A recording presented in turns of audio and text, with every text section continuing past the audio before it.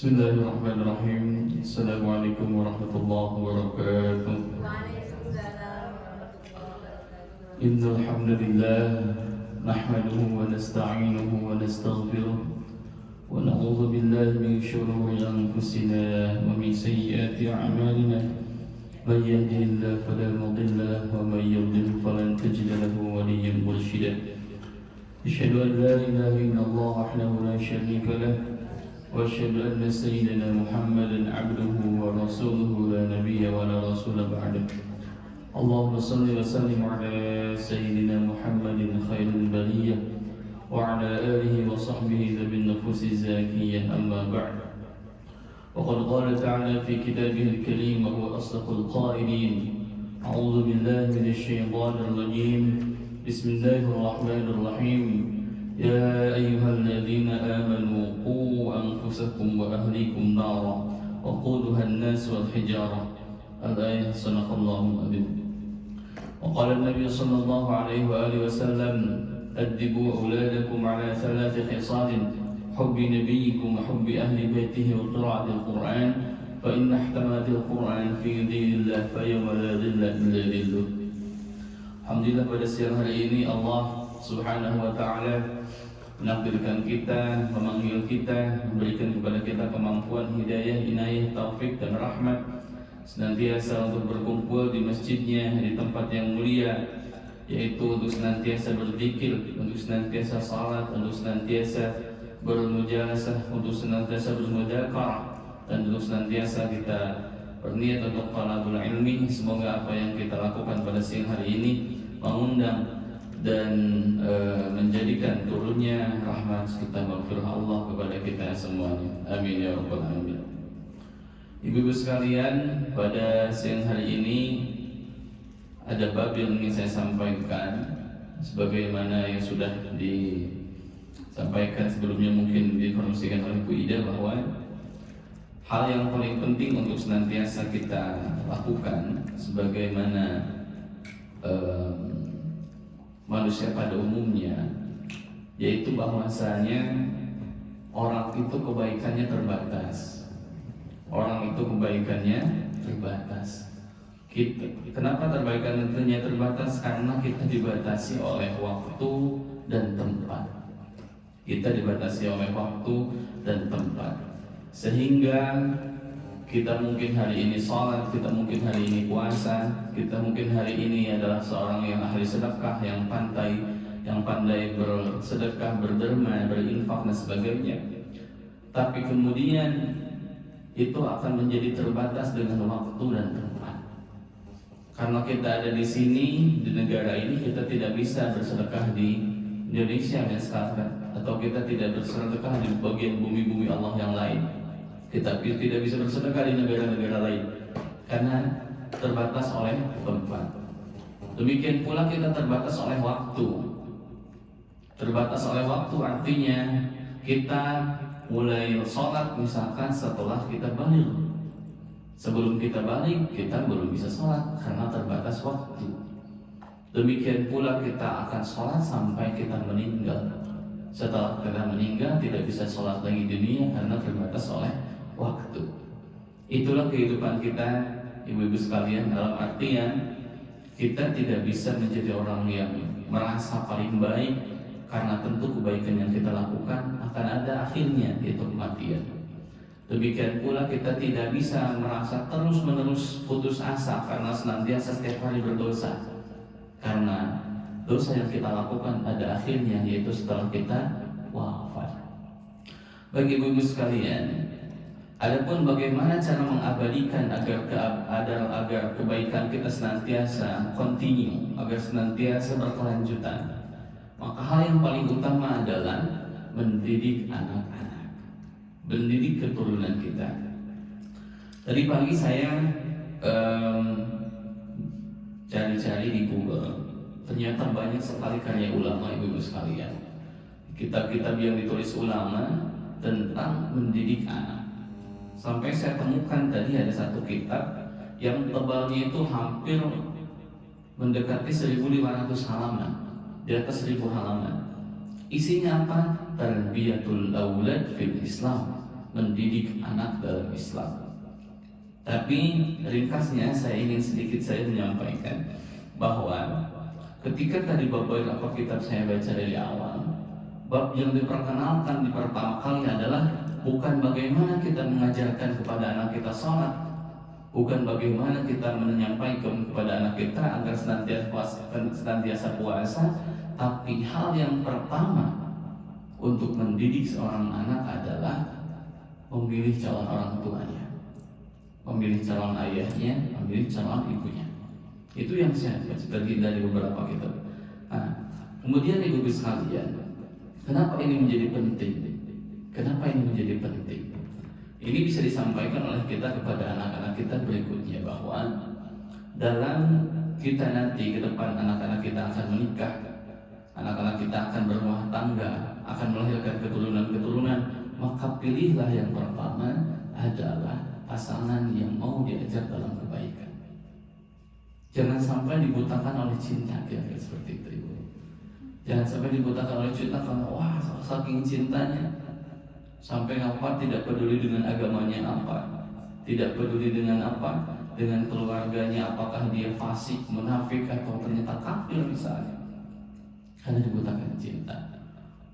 Apakah ternyata Pak Ustaz orang yang menikah dengan orang yang fasik, munafik, kafir itu buruk? Ya tidak juga. Tidak juga. Karena bagaimana kita akan bisa berdakwah? Karena salah satu metode berdakwah adalah kita mendekat sedekat-dekatnya dengan orang yang tidak baik. Maka ada dua kemungkinan ibu-ibu sekalian. Kalau kita menemukan orang yang tidak baik, misalkan orang yang pendosa, itu bisa dua langkah. Kalau kita mampu, maka kita dakwahi dia. Tapi kalau kita tidak mampu, maka kita jauhi dia. Itu disampaikan oleh ulama. Kenapa? Karena kira-kira gini, ibu sekalian. Dulu itu ada namanya ulama, namanya Syekh Yazid Bustami. Syekh Yazid Al-Bustami. Syekh Yazid Al-Bustami ini, dia itu fanatik. Dia itu orang baik. Siang harinya ya bekerja, dia juga ahli sholat, dia ahli sedekah, dia ahli puasa, dia orang baik. Sampai dikenal sebagai, orang-orang menyebutnya sebagai orang yang dekat dengan Allah, kekasih Allah. Dalam bahasa Quran disebut wali Allah. Nah kemudian apa? Syekh Yazid ini karena dia terbiasa dengan kebaikan, karena dia terbiasa sholat, terbiasa di masjid, terbiasa melakukan hal-hal kebaikan, melihat orang melakukan hal buruk itu dia aneh dan dia ingkar dalam hatinya. Sehingga keingkaran dalam hatinya ketika melihat orang lain berbuat buruk menjadikan dia tidak mau bergabung dengan orang buruk. Sampai satu ketika karena dia merasa ibadahnya banyak, ibadahnya tinggi, gitu kan, merasa dia orang yang soleh, dia mimpi. Dalam mimpinya dia munajat kepada Allah, wahai Allah, tunjukkan kepadaku siapa di zaman ini yang level kebaikannya, level kedekatannya, atau misalkan orang-orang menyebut bahwa kekasih engkau, itu kan, siapa di zaman ini yang setara dengan aku, yang selevel dengan saya. Saya sholat misalkan ratusan rakaat, sholat sunnahnya atau ribuan rakaat. Siapa ya Allah? Hanya oleh Allah dikasih isyarat, datanglah katanya ke satu tempat di mana ada orang ciri-ciri ini ABCD dikasih ciri-cirinya. Besoknya Abu Yazid bangun dari tidur, datang ke sana, ke satu tempat. Ternyata tempat yang ditunjukkan, yang diisyaratkan itu adalah tempatnya orang-orang bermaksiat, tempatnya orang-orang mabuk-mabukan, tempatnya orang-orang melakukan pelacuran. Datang ke sana. Lihat ada satu orang yang ketika orang lain mabuk, dia cuma minum air putih. Kemudian terbesit di dalam hatinya, mungkin orang itu. Tapi orang Syekh Yazid Al-Bustami yang tadinya mau menyapa orang ini, dia berbalik arah.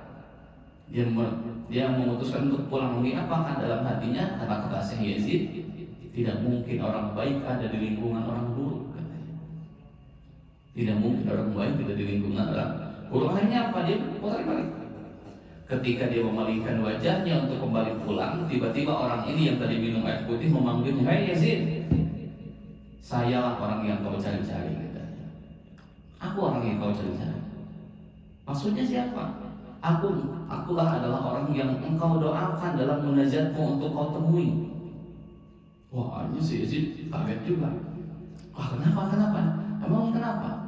Kata saya Yazid, aku tidak percaya. Karena aku itu tidak terbiasa dengan lingkungan seperti ini. Dan mustahil ada orang baik di lingkungan yang buruk. Hanya kata orang ini tidak disebutkan namanya dalam cerita. Kata orang ini, wahai Yazid, jika semua orang baik seperti kamu, jika semua orang baik itu ada di masjid, jika semua orang baik itu tidak ada di jalan-jalanan, semuanya di masjid, diam di rumah, lantas siapa yang akan mendakwahi umat Rasulullah ini? Padahal mereka adalah objek untuk dakwah. Wah, akhirnya dari sana. Maka kata orang ini, wahai Yazid, selama aku berteman dengan mereka, setengahnya sudah bertaubat dan mau untuk melakukan salat. Di sana bagaimana Allah mengisyaratkan, gitu kan? Tapi kemudian apa? Ini cerita saja. Kemudian kata orang ini, wahai Yazid, kalau kamu tidak senang dengan cara dakwahku, berteman dengan orang-orang buruk, berteman dengan orang-orang pemabuk dan sebagainya, padahal aku sudah mengislamkan setengah dari mereka, maka itu setengah lagi tugas kamu, kata Yazid. Dan dalam cerita diceritakan Yazid bilang, ya Allah, tolong jadikan mereka yang menatap wajahku dapat hidayah. Tolong jadikan mereka yang menatap wajahku dapat hidayah. Akhirnya kata Yazid, oke, katanya, suruh mereka, teman-temanmu itu yang jahat-jahat itu, suruh melihat wajah saya. Melihat wajahnya Yazid, dan tiba-tiba apa? Oleh Allah diturunkan hidayah ke dalam hati mereka, sehingga mayoritas dari mereka adalah taubat. Nah, ibu-ibu sekalian, yang ingin saya sampaikan adalah bahwa kita bertugas untuk menyampaikan hidayah Allah, melanjutkan kebaikan yang senantiasa kita lakukan hari ini. Karena saya yakin ibu-ibu sekalian, kita bisa sholat itu atas ada yang ngajarin. Kita bisa sholat hari ini karena ada ajaran dari orang tua kita untuk sholat. Kita bisa puasa hari ini karena ada didikan dari orang tua kita untuk sholat. Jangan sampai didikan yang sudah baik ini terputus sampai kita saja, sehingga generasi berikutnya tidak mau sholat, tidak mau puasa. Itu bahaya sekali. Jadi cerita kayak tadi, katanya Ustaz, emang bisa orang tuh dapat hidayah karena lihat wajah saja? Ya, wajah orang baik bisa langsung mendapat hidayah, Ustaz? Bisa. Saya katakan bisa saja. Karena kita pernah mendengar cerita Nabi Musa. Bagaimana Nabi Musa ketika datang kepada Fir'aun menghadapi penyihir-penyihir Fir'aun. Dan penyihir-penyihir itu menggunakan sihirnya untuk menyerang Nabi Musa dengan ular-ular. Kemudian Allah perintahkan Musa melemparkan tongkatnya dan menjadi ular yang paling besar melahap ular-ular para penyihir. Apa yang terjadi? Semua penyihir di zaman Fir'aun, dia bilang, saya bersyahadat, saya beriman kepada Rabbu Musa wa Harun, kepada Tuhannya Musa dan Harun. Padahal gara-gara melihat saja. Jadi asbab hidayah itu macam-macam. Bagi ibu-ibu sekalian, itu yang ingin saya sampaikan pertama. Yang kedua, dalam kitab kami itu yang dikatakan bahwa wahfal huquqal ahli wal awladi anfiq wa'allimhum fadaka muhattamu. Salah satu kewajiban bagi seorang suami adalah wahfal huquqal ahli wal awladi. Suami itu punya kewajiban untuk apa? Untuk memberikan haknya ahli dan aulad. Ahli di sini maksud adalah istri. Suami itu punya kewajiban banyak. Apa salah satunya? Anfiq wa'allimhum fadaka muhattam. Kewajiban dari seorang laki-laki adalah anfiq, memberi nafkah, wa'allim, dan memberikan ilmu, mendidik itu kepada istri dan anak-anaknya. Kepada istri dan anak-anaknya. Sehingga kenapa kemudian ibu-ibu sekalian, apakah boleh nanti jadi perdebatan? Apakah boleh seorang perempuan cari ilmu ke luar, cari ilmu ke masjid, cari ilmu ke madrasah, ke pengajian? Jawabannya secara umum boleh. Bagaimana kalau seorang perempuan ingin menuntut ilmu di madrasah, ingin menuntut ilmu di pengajian, di masjid, tapi dilarang oleh suaminya. Sedangkan kita wajib patuh terhadap suami. Nah, maka kata ulama gimana? Kata ulama, maka hal yang pertama adalah lihat apakah suaminya punya ilmu atau tidak.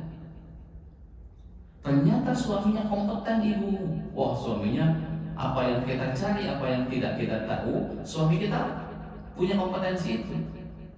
Nah, makanya ketika suami kita melarang kita untuk apa? Untuk berangkat ke pengajian, maka kita wajib nurut. Kenapa? Karena suami kita punya kompetensi untuk mendidik kita.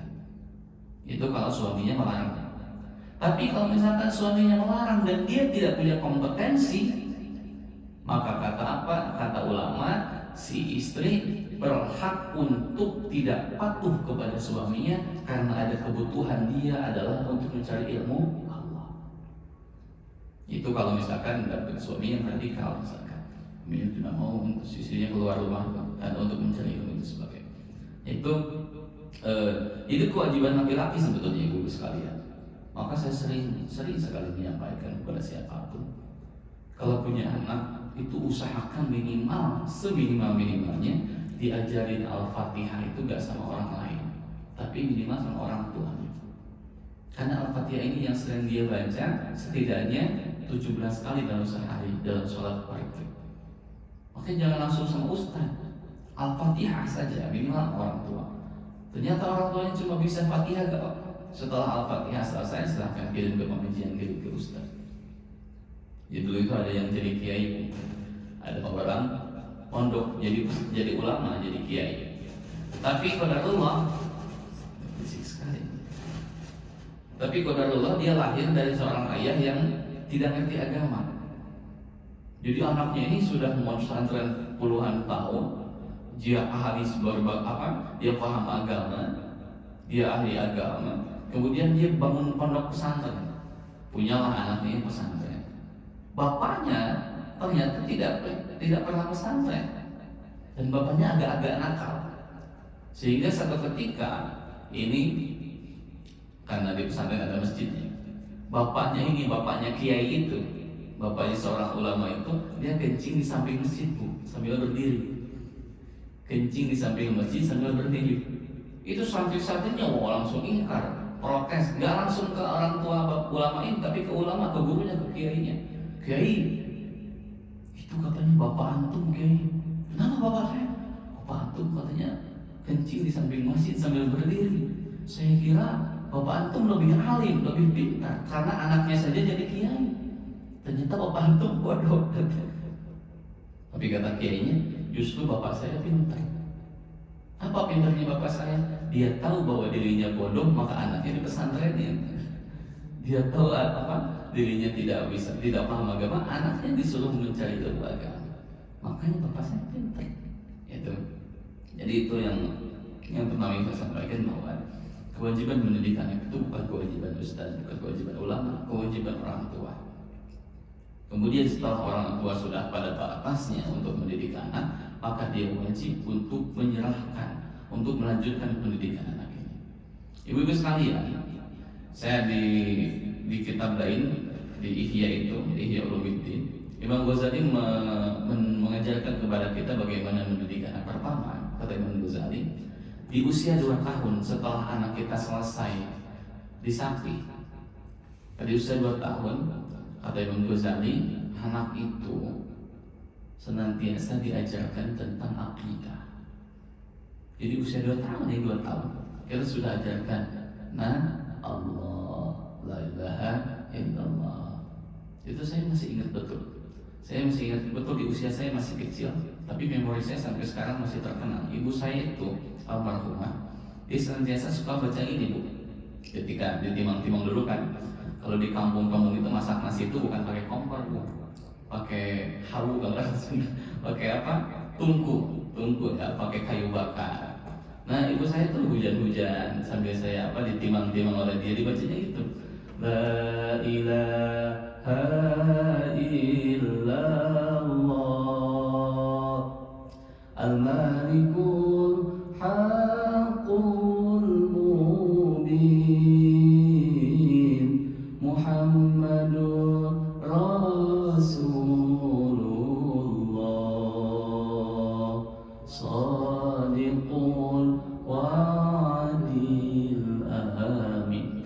diulang-ulang oleh ibu saya. Diulang-ulang sampai usia besar saya masih ingat itu apa yang suka baca oleh ibu saya. Saya belajar ayat kursi, dia jadi ibu saya juga. Kelas 1 SD masih saya ingat. Guru saya kasih PR, anak-anak harus ngapalin ayat kursi. Wah, saya tiap malam mau ibu saya diajarin ayat kursi. Allahu la ilaha illa huwal hayyul qayyum. Wiridan yang sering saya baca sebelum tidur itu juga bukan didikan ulama, didikan ibu saya. Ibu saya sudah mendidik sebelum tidur baca bismillah 21 kali. Satu nafas katanya. Wah, waktu kecil itu aja nafas itu. Cuma kuat 7 kali. Gak kuat bu, ya udah katanya dibagi 3, dibagi 2, sampai udah besar sanggup 21 kali bismillah dalam satu nafas. Gitu kan? Terus baca subhanallah 33, baca alhamdulillah, baca Allah Akbar, itu didikan ibu saya. Gitu kan? Nah ibu saya itu cuma hanya menemani saya sampai saya sampai saya kelas 5 SD. Ibu kelas 5 SD ibu saya meninggal. Itu baru saya ikut sampai terus. Tapi saya masih ingat didikan pertama itu oleh ibu saya. Jadi ibu sekalian, saya ingin katakan bahwa anak-anak kita itu aset.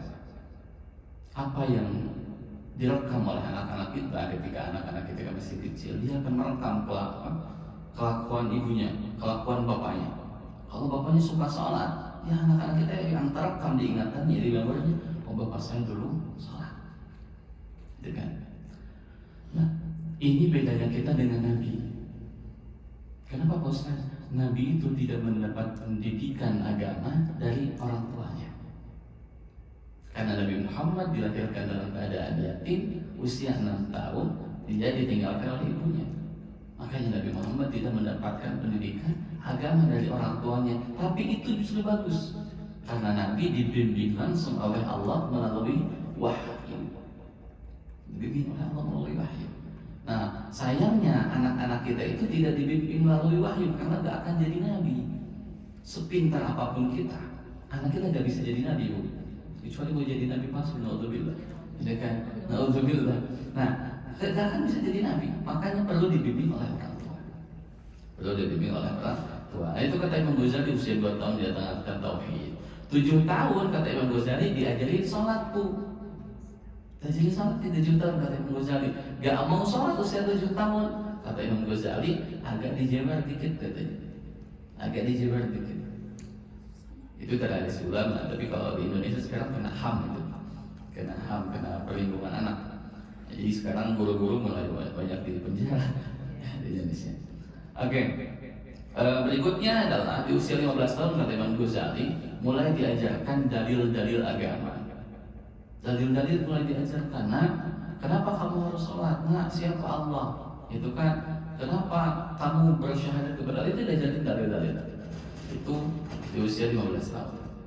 Nah, ibu-ibu sekalian, kata ulama di sini. Apa ya tadi? Wa yajibu 'alal aba nafqatul aulad idza ahsaru wa 'ajizu 'anil kasab disogiri au zamanihi au junun al marad. Wajib bagi seorang ayah memberikan nafkah kepada anak-anaknya jika anak-anaknya kesulitan, atau anak-anaknya lemah, atau anak-anaknya masih kecil, atau anak-anaknya gila, atau anak-anaknya sakit. Itu wajib bagi seorang ayah. Nah, wa yajibu aidan 'alaihim ta'limuhumul adab fi shaghirihim wa taharah wa shalat. Kata ulama, wajib diajarkan kepada anak al-adab. Adab di sini maksudnya adalah akhlak. Karena dalam bahasa Arab adab itu bisa dimaknai dengan sastra, gitu kan? Nah, kemudian fi shaghirihim dalam masa kecilnya wa taharah dan cara bersuci. Ini penting juga, jangan kita menyuruh sholat tapi kita gak ajarin wudu. Termasuk gak ajarin caranya bersih dari buang air kecil, buang air besar. Saya ingin bahas sedikit nanti. Sholat dan cara sholat. Ibu sekalian, di Indonesia itu saya sering sekali melihat anak-anak kalau misalkan dia buang air kecil di pinggir jalan atau di mana, cara bersucinya itu gini, Bu. Misalkan ya, ini air diambil, air set, langsung diusap kemaluannya.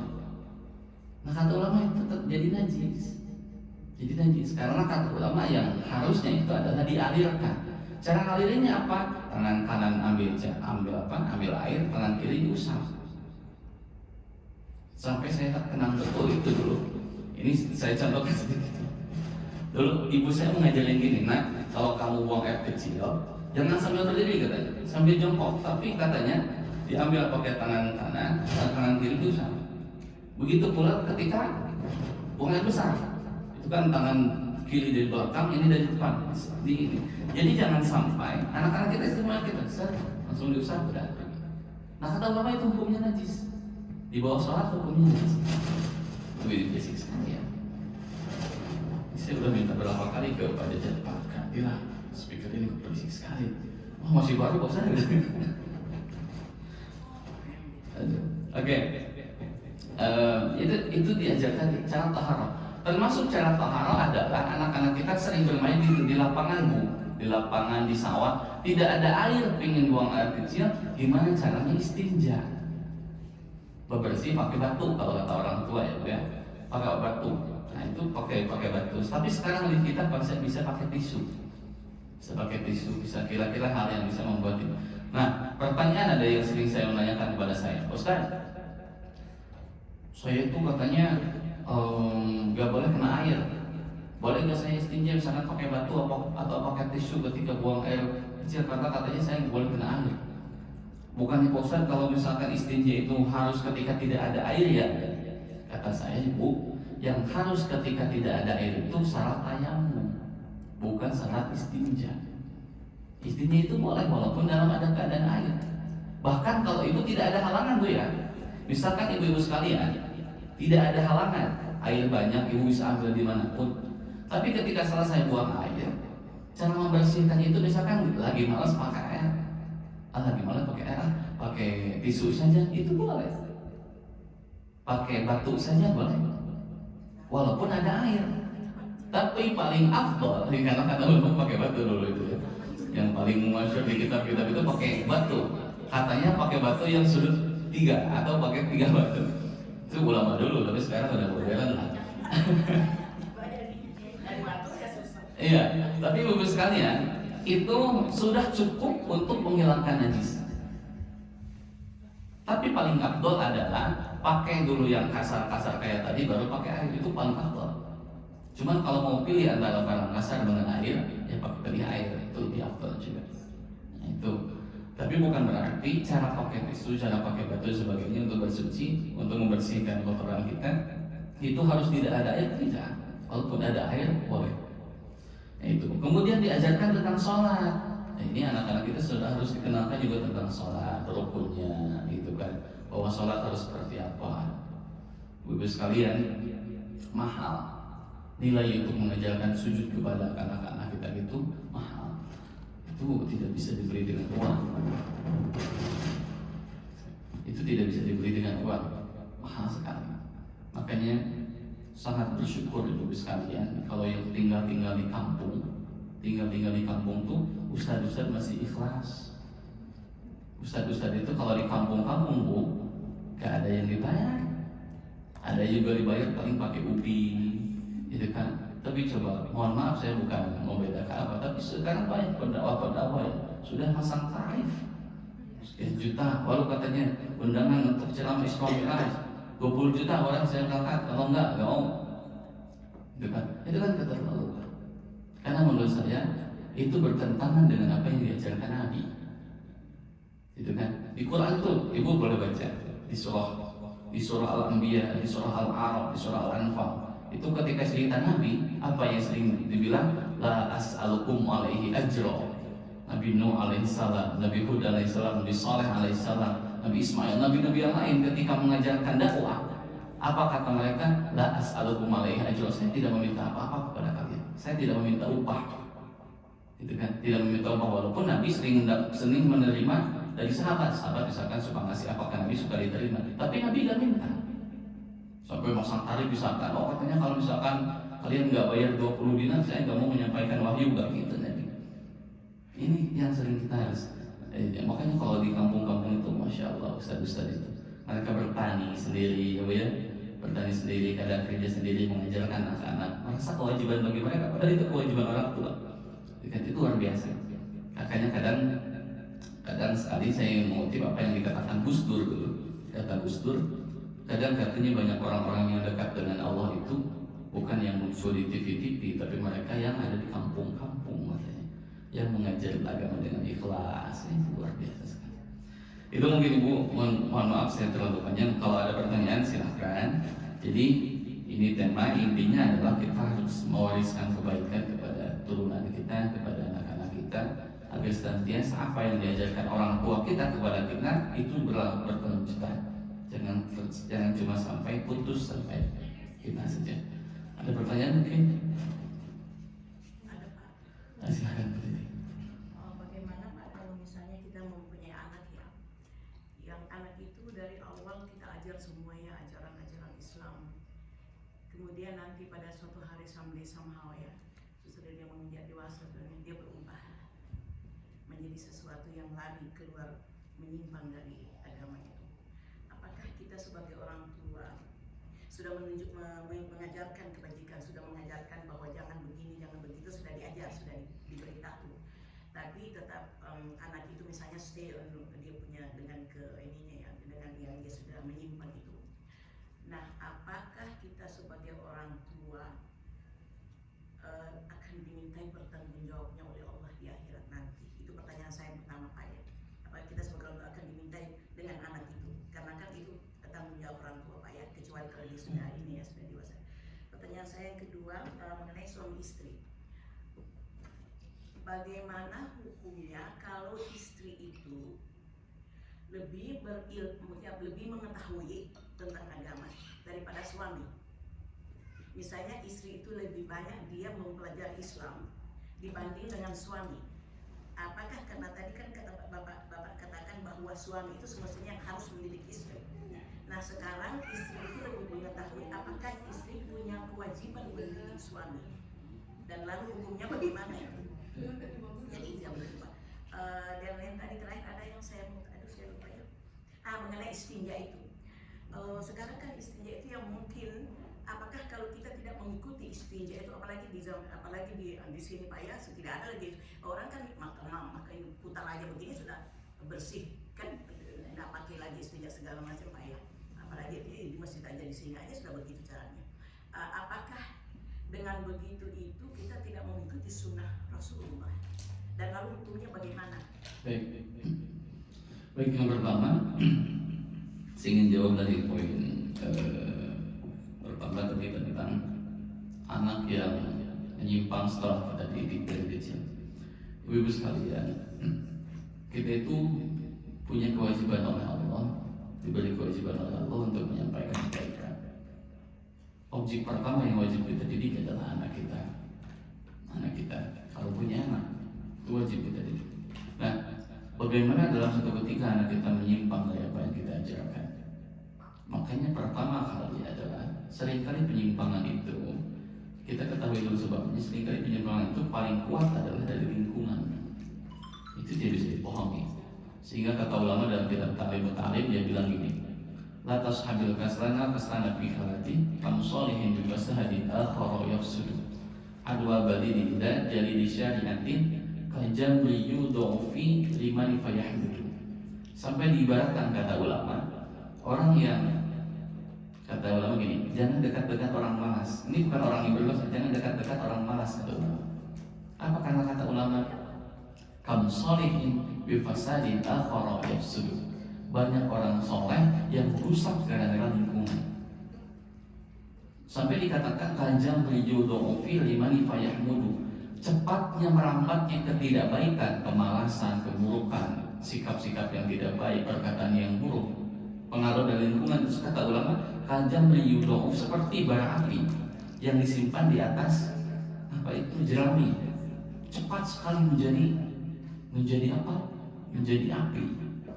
Jadi cepat merembetnya, ketidakbaikan itu cepat merembetnya, berbeda dengan kebaikan. Nah, jadi kita sebagai orang tua pertama itu adalah bahwa kita perhatikan anak kita akan kita masukkan ke sekolah mana nih. Anak kita akan kita biarkan dia berada di mana nih. Anak kita akan kita izinkan mereka berteman dengan siapa. Itu kan.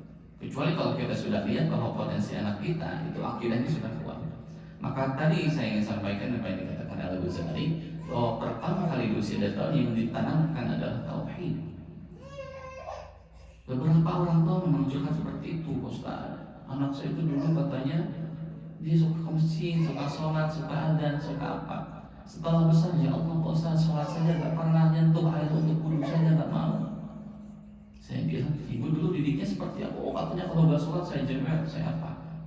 Saya bilang, Bu, boleh jadi karena itu, karena dididiknya bukan dari tauhid. Andaikan anak kita sudah dididik dari iman, hatinya sudah kita isi dengan iman, kemanapun dia pergi akan selalu diawasi bahwa Tuhan saya adalah Allah, bukan orang tua saya. Sehingga ketika saya jauh dari orang tua, Allah tetap mengawasi saya. Itu didikan tauhid yang pertama. Itu kan. Makanya itu. Kemudian apakah konsekuensinya kita dapat dosa gara-gara tidak mendidik, gara-gara anak kita menyimpang? Tidak. Karena kewajiban kita sudah selesai. Nah, makanya sering dikatakan katanya usia balik itu katanya pisah buku. Gitu kan, pisah buku amal katanya. Anak sudah mulai punya buku catatan amal sendiri. Padahal ya anak yang belum balik ya belum termasuk dia tidak berarti dosanya jadi kirim ke orang tua enggak. Gitu kan. Itu seperti itu. Saya juga sering mengkritik ibu sekalian yang suka mengatakan, oh katanya suami siap-siap nanti menanggung dosa istri. Saya suka mengkritik, itu gak ada itu menurut saya. Sejauh yang saya ketahui, dosa itu ditanggung masing-masing. Tapi suami punya kewajiban mendidik seorang istri dan anaknya. Artinya kalau tidak mendidik, jadi dapat dosa.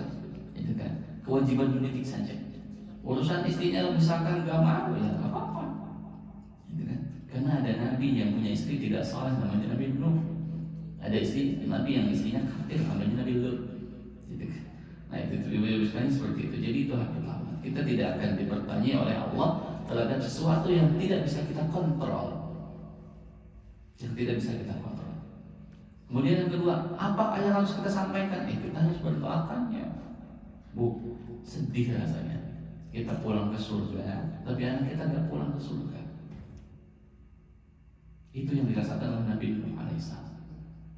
Saya kita lihat di surah Hud dimulai dari ayat 41. Apa ayatnya? Qala rakabu fiha bismillah majriha wa mursaha. Nabi Nuh naik perahu. Itu kan bismillah majriha wa mursaha. Inna rabbika ghafurur rahim. Wa hiya tajri bihim fi mawjin kal jibal wa nada nuhun ibdah wa kana fi ma'zil ya bunayya irkam ma'i. Ayat 42 dikatakan, kata Nabi Nuh itu kepada anaknya ketika ditimpa banjir, apakah Nabi Nuh, ya bunayya irkam ma'i, oh ya anakku ayo ikut sama bapak. Wa la takum ma'al kafirin, jangan bersama orang-orang kafir. Gitu kan. Nah, sampai kepada apa? Wa la takum ma'al kafirin. Apa kata anaknya? Kata anak Nabi Nuh itu, qala sa'awi ila jabali ya'simuni minal ma'. Enggak, ayah, saya enggak mau ikut engkau. Saya enggak mau beriman. Saya akan pergi ke gunung paling tinggi yang di sana tidak akan kena air. Apa kata Nabi Nuh? Qala la 'asima al-yawma min amrillahi illa man rahim. Wahai anakku, tidak akan ada orang yang selamat kalau Allah sudah marah. Hanya apa? Anaknya meninggal. Apa yang dikatakan Nabi Nuh? Wa nada Nuh rabbahu qala rabbi inna bani min ahli. Allah, kenapa engkau biarkan anak saya meninggal? Padahal dia itu ahliku. Itu kan? Wa nada Nuh rabbahu qala inna bani min ahli. Wa inna wa'daka al-haqq wa anta arhamur rahimin. Ya Allah, kenapa kau telantarkan anak saya sehingga dia meninggal? Padahal dia adalah keluargaku. Sedangkan engkau berjanji kepada kuai Allah akan menjaga keluargaku. Apa kata Allah? Wah ya Nuh, innahu laisa min ahlik. Wahai Nuh, anakmu itu bukan keluargamu. Innahu amalun ghairu shalih. Karena anakmu tidak beramal-amal yang saleh. Itu jadi sedih sekali jadi Nabi Nuh. Dia melahirkan seorang anak, tapi anaknya tidak iman. Itu Nabi Nuh. Lalu pertanyaan kedua, bagaimana kalau suami ternyata istrinya lebih pintar, lebih alim, punya kewajiban atau tidak mendidik suami? Pertama, jika memang ada gini bu, laki-laki itu gengsinya tinggi. Jadi kalau misalkan dia superior kan sebagai pemimpin, kadang istrinya, kalau istrinya terlalu intinya gini lah. Seorang istri dengan keilmuannya tetap wajib menyampaikan kepada suami sebagai upaya kewajiban dakwah, tapi tentu harus lihat porsinya. Jangan sampai kita merasa lebih pintar, suami kita merasa kita dididik dengan kita seperti ajarin ke anak kita. Enggak. Itu ada seorang, saya pernah mendengar cerita dulu, cuman saya lupa di mana ya. Saya pernah ada cerita dulu seorang perempuan yang dia bukan cuma hafal Quran, dia sudah hafal Kutubus Sittah, 6 kitab hadis rujukan, dia hafal itu. Dan dia dipampang, dia punya syahadahnya, punya ijazahnya, hafal 6 Kutubus Sittah, itu kan Kutubus Sittah. Dia juga hafal Quran. Dia menikah dengan seorang laki-laki yang mohon maaf tidak mengerti agama, tapi orang baik, tidak mengerti agama. Tapi dengan ajakan istrinya, ayolah katanya, mari kita sholat, mari kita ini. Mau suaminya. Dan sampai satu ketika istrinya ngajak, ayo kita bareng-bareng yuk ngafalin Quran. Kita bareng-bareng ngafalin Quran. Dimulailah dari juz amma, juz 30 sampai berapa belas tahun usia pernikahan, si suaminya hafal Quran. Nah, satu ketika suaminya nggak tahu cari barang cowok apa, ternyata dia menemukan di dalam lemari istrinya itu punya sertifikat hafal Quran, hafal ini. Padahal dia bilang ke suaminya mengajak belajar bareng. Jadi kadang suami seperti itu, mendidiknya kadang tidak dengan cara, ayo kamu saya ajarin kamu ya. Ya kita belajar bareng. Karena punya ego superior. Tapi gak semua laki-laki tentunya, itu kan? Gak semua laki-laki. Yang ketiga itu bagaimana istinja itu kan hanya sebagai alternatif. Itu adalah kemudahan rukhsah dari Allah. Kalau kita tidak menemukan air yang pakai untuk bersuci seperti itu, pakai tisu, pakai apa. Kalau ada air yang tentu lebih afdal pakai air. Jadi kesunahannya justru lebih sunnah pakai air. Cuma memang Nabi itu tidak mengajarkan untuk boros-borosan dalam pakai air. Makanya Pak wudu Nabi kadang pakai 1 gayung, 1 gelas, itu kan. Nabi kadang kalau kita kan, apalagi orang yang was-was itu usah membasuh wajah itu gak cukup 3 kali, 7 kali pun kadang belum sempurna. Itu waspada, itu orang-orang was-was biasanya digodaan setan. Takbir Allahu Akbar, gak jadi lagi Allahu Akbar, itu diganggu oleh setan. Sering kali ada orang seperti itu. Nah, jadi seperti itu intinya. Mari kita didik anak-anak kita. Bu, saya itu didikan dari orang tua saya. Saya juga dididik di pesantren. Pesantren saya itu alhamdulillah dia terbuka. Saya tinggal kuliah di lingkungan juga yang terbuka. Di kampung saya nih, anak-anak pemuda itu sudah susah berkembang. Anak-anak di pemuda kan lagi nih, di kampung saya itu anak-anak banyak yang pondok pesantren, tapi ketika pulang ke kampung, anak-anak yang alumni pesantren ini tidak dimanfaatkan oleh masyarakat.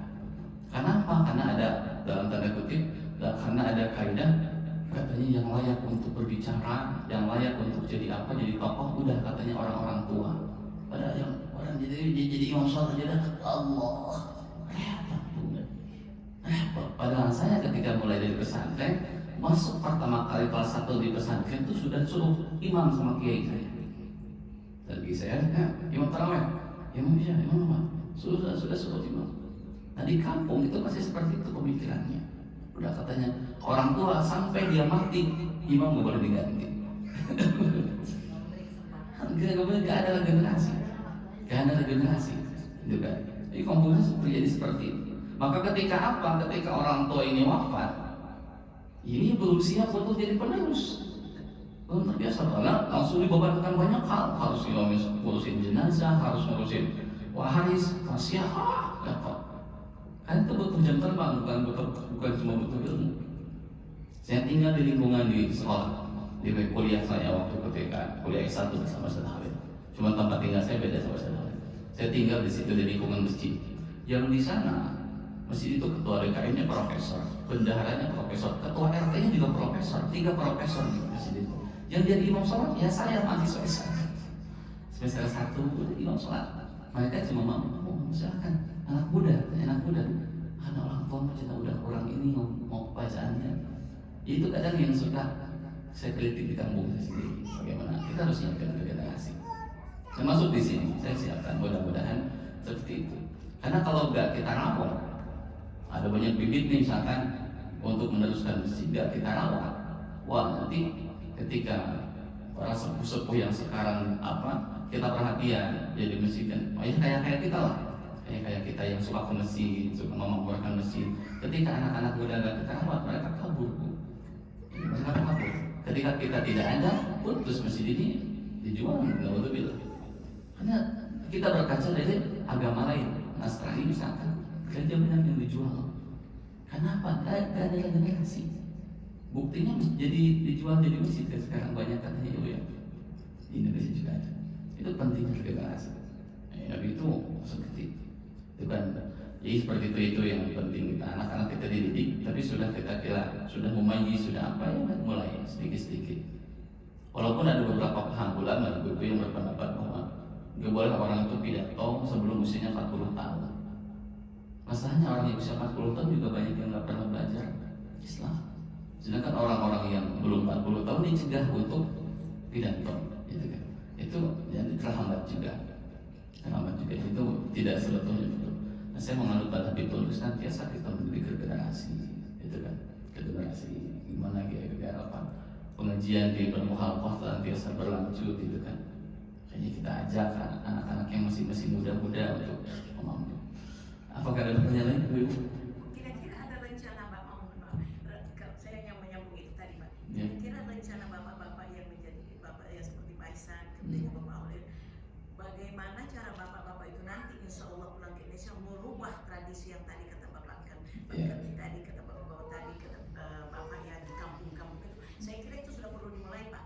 Insya Allah Pak ya kami insya Allah Nio mendengarkan nanti insya Allah ya, tentu sudah harus karena kalau tidak dirubah cara itu, who is going to start? Betul. Ya memang seperti itu. Ya makanya sering saya mulai mendorong di kampus saya juga masih sama. Dalam artian yang memegang masjid itu semuanya orang tua. Saya pernah ngasih masukan di kampung saya itu ke Ustaz Iwan namanya, Ustaz Iwan guru saya. Ustaz Iwan, saya minta pemuda dilibatkan lah. Karena pemuda ini punya ide-ide kreatif yang tidak ada di zaman kita. Kalau kita kan udah cuma ngaji ini, pemuda tuh udah bisa bikin media sosial, bikin apa, gitu kan? Yang kalau mereka dilibatkan, gitu kan, mereka akan senantiasa bergaul, tapi tetap harus ada bimbingan orang tua di sana. Betul sekali. Itu perhatian kita semua ya, kayak kita semua. Insya Allah. Ada pertanyaan lain? Ya.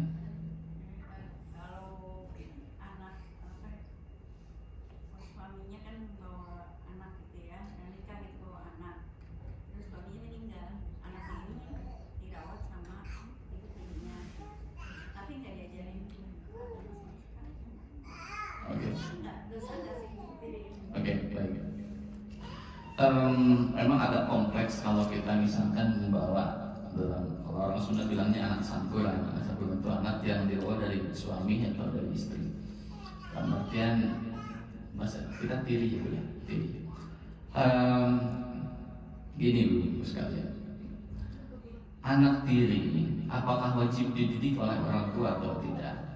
Ini juga kompleks masalahnya karena gini, selama masih ada orang tuanya, tentu harus kita didik, gitu kan? Hak sebagai orang tua harus kita didik.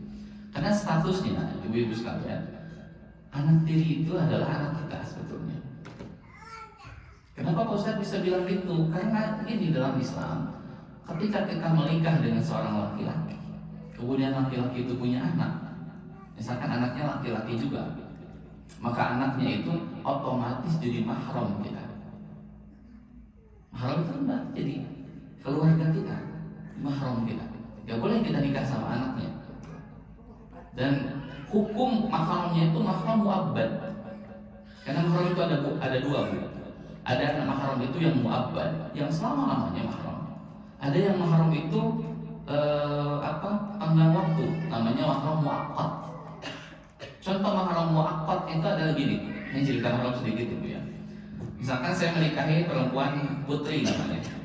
Putri misalkan punya saudara namanya Rani misalkan. Nah, ketika saya menikah dengan Putri, status saya sebagai suami Putri, maka Rani adalah mahram saya, adiknya. Adik itu mahram saya. Tapi mahramnya saya dengan Rani itu hanya terbatas waktu selama saya menjadi suami kakaknya. Setelah saya pisah dengan kakaknya, maka Rani bukan mahram saya boleh menikah dengan Rani. Tapi ada mahram mu'abbad. Salah satunya mahram mu'abbad gara-gara pernikahan adalah anak tiri. Selama orang tuanya sudah berhubungan intim. Misalkan saya menikah dengan satu perempuan yang punya anaknya perempuan juga. Nah, ketika saya berhubungan suami istri dengan ibunya, maka anaknya jadi mahram. Walaupun saya sudah bercerai dengan ibunya, anaknya tetap jadi mahram. Berarti anaknya itu udah anak saya, karena saya udah gak boleh nikah sama dia. Ya, maka oleh karena dari sebab hubungan mahram ini, saya ingin ambil